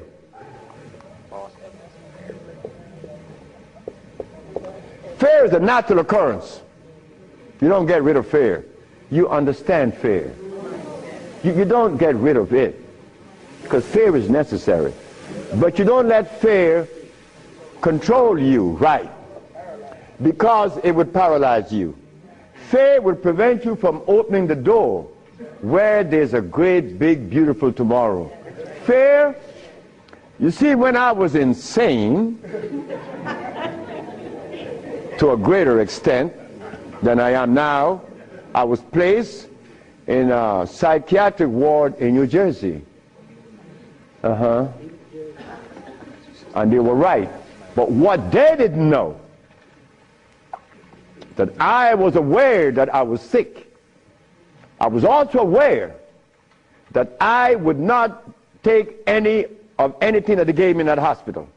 But there was a man that, you know the swinging doors, right? A swinging door is a door that opens both ways, and you're going to swing it. And every time he came to his door to go inside his room, he used to stand there. And he could never open that door. I used to go by and swing the door, and he'd go in and say, "Thank you, man." Why couldn't he open that door? Fear. But once you open the door and you see this great big thing, fear is gone. A bright tomorrow, hey, I'm no longer in fear. But then comes another one that's going to trick you.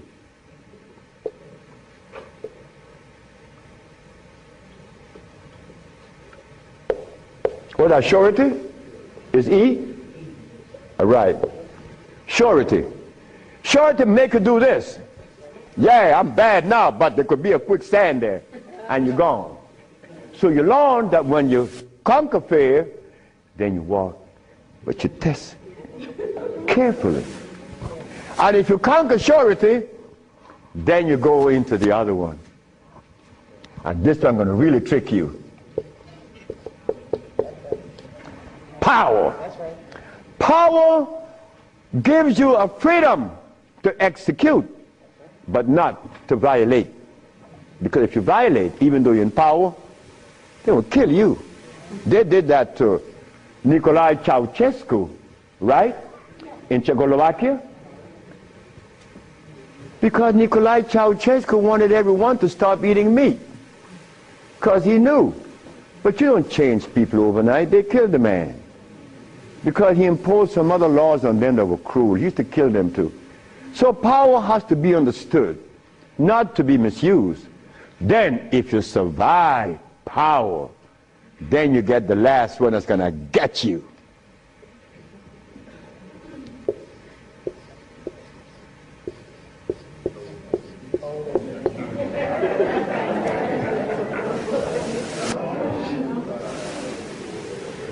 So you see, it's all about peace. I'm happy that I'm 73 years of age and that I'm happy, but I have to thank the Mexican. But when I go around my brother 73, are you all right? I say, Marcel, that's the only one alive now. My age. I say, you asking me if I'm all right? No, man, I'm not all right. He's coughing. He got these back pains and stuff. And I say, you could do better than that, because you're only 72. I'm a year older than him. But he can't see beyond where he's at. And I shouldn't expect for him to make such a leap, because I didn't do it that way either. Because even after the Mexican had stopped me from eating the stuff, I went back cheating with some chicken. And one day I went by Brother Bill's Tennis, the Golden Bird. You all know the Golden Bird in LA, right? You remember that? And I bought some Golden Bird chicken. I ran home, and I look out the window. Nobody's coming. and take it outside and spray the house, because they had these 4 black women. They were nosy. These black women were nosy. They always go up. What you have? You open the refrigerator, looking all around. They must have seen something in me. But these 4 black women were the one that stopped me from lying. Stop eating that chicken, the last thing. But here I am.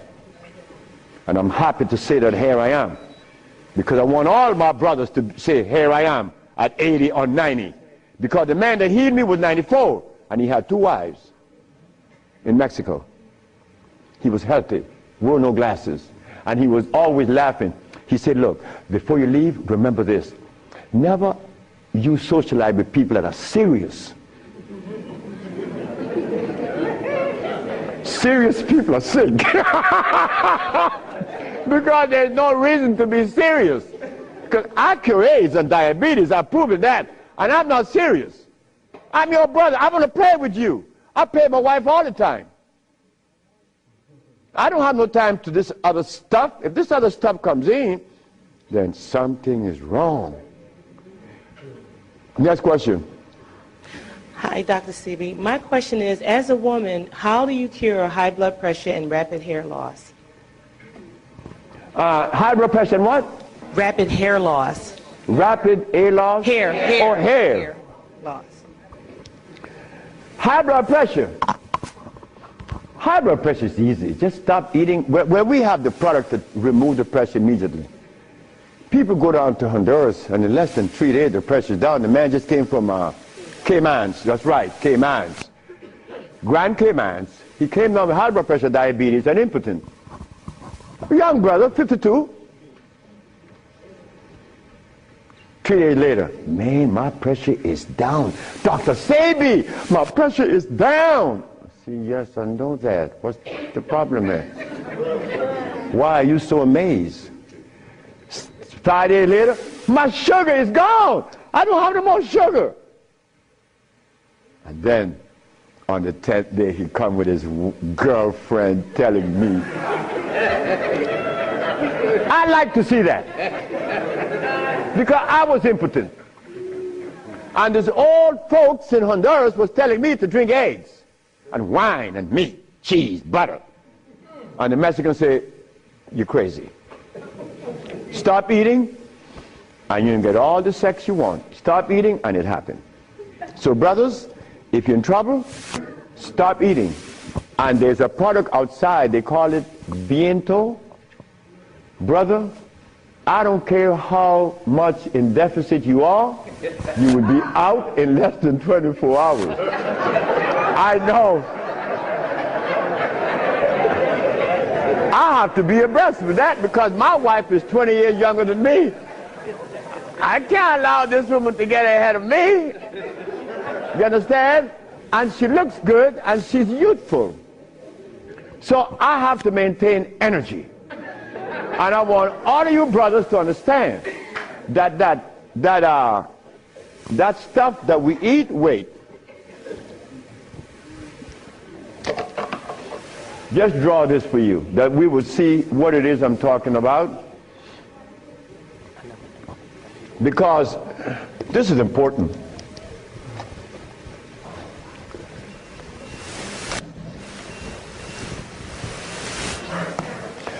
I recorded a man from the age of 15. I saw his life because I was a curious boy. Remember, I'm the boy that didn't go to school. So I was looking at things that the schoolboy wasn't looking at or seeing.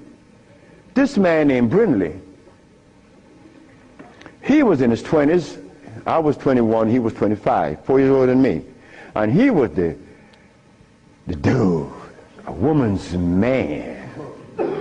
But when I was in my 40s and I went back to Honduras, Brindley was 46, I was 41. And Brindley was like, yeah, man. Yeah.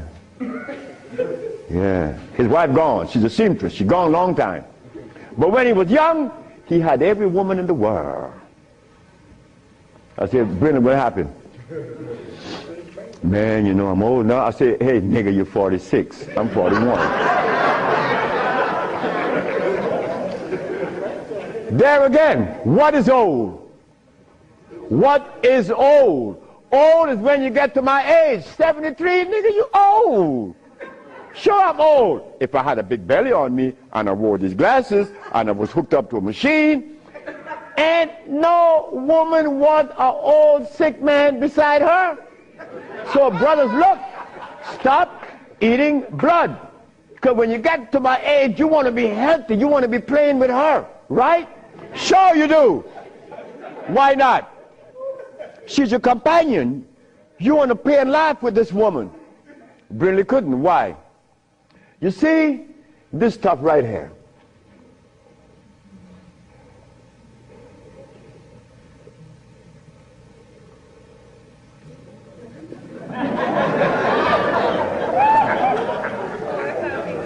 This is what a man plays his manhoodness with, his penis. Yeah, I'm a man. But in here,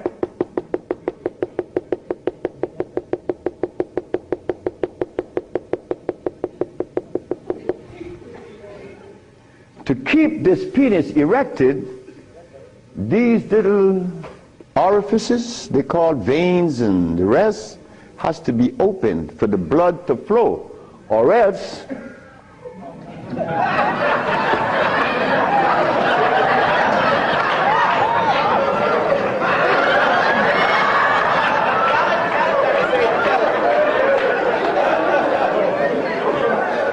you think I can't talk about it?